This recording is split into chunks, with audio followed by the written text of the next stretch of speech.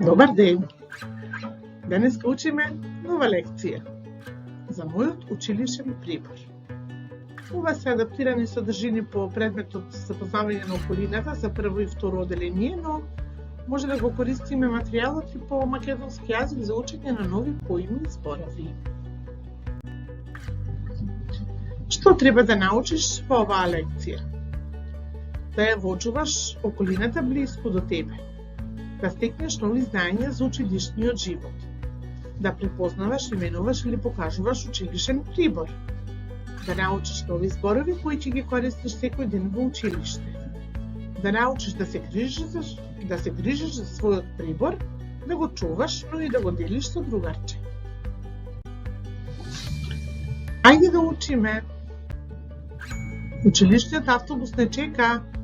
Време е за на училиште. Имам училишна торба, но што да ставам внатре? Сигурно е твоето прашање. Секако наставничката ќе ти објасни се што ти е потребно да ставиш во твојот училишен ранец. Молив. Да, молив ти треба да научиш правилно да го држиш и да научиш да пишуваш со молив. Гума. Ќе бришеш ако сгрешиш. Тетратки.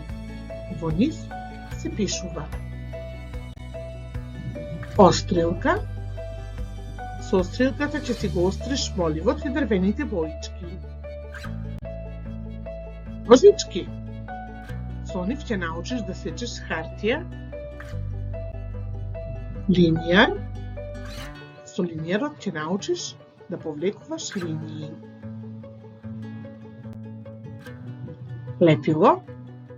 Со лепилото ќе лепиш многу интересни сликички во тетратката или во блокот. Дрвени бојци. Со нив ќе боиш се што ќе нацрташ или што ќе ти даде наставничката како задача да боиш.